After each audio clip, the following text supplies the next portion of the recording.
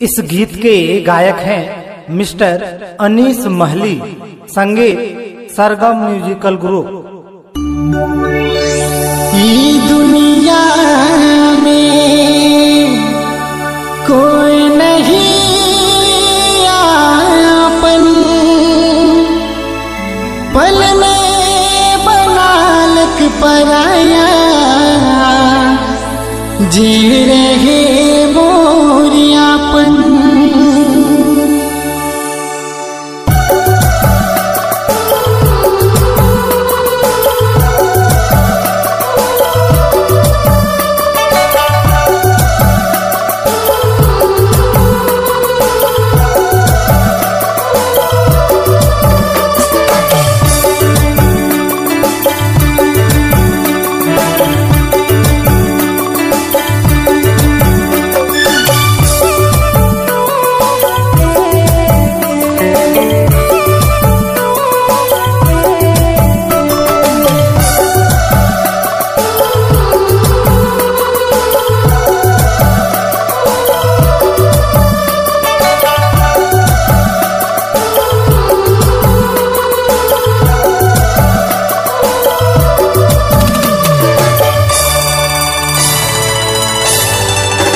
रूपाली तो रजया दिया थे, मन मन तो के मोर दिल खो जाते।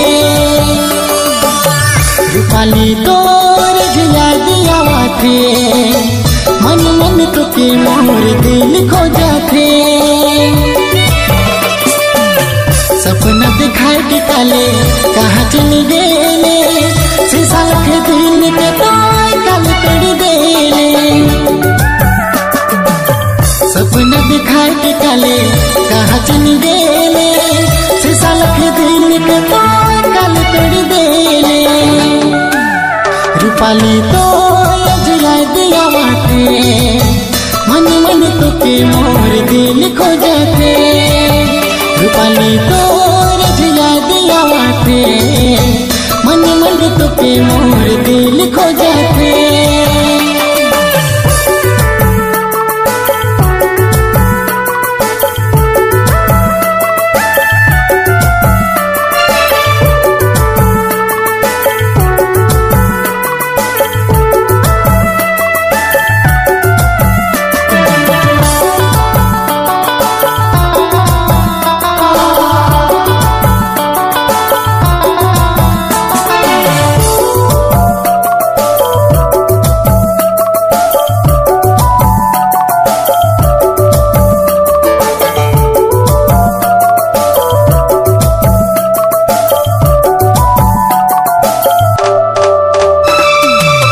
दिल में दिल जखम, दिल कोई दर्द रे, दिल से तंग गोरे जिंदा दफना ले रे। दिल में दिल जखम, दिल कोई दर्द रे, दिल से तंग गोरे जिंदा दफना ले रे। रूपाली तो रजया दिया थे, मन मन तो के मोर दिल खो जाते। रूपाली तो रजया दिया थे, मन मन तो के मोर दिल खो जाते।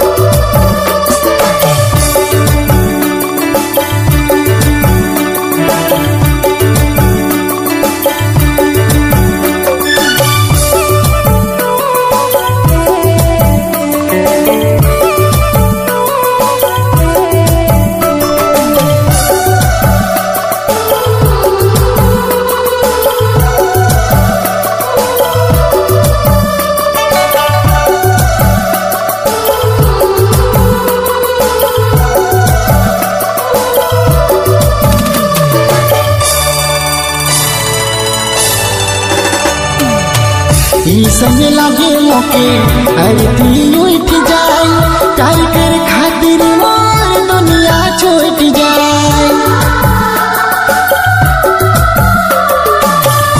समय लागे मोके अर्थी उठ जाए प्यार कर खातिर मोर दुनिया छोड़ जाए रूपाली तोर याद आवाथे मन मन तो के मोर दिल खो जाते रूपाली तोर याद आवाथे मन मन तो के मोर दिल खो जाते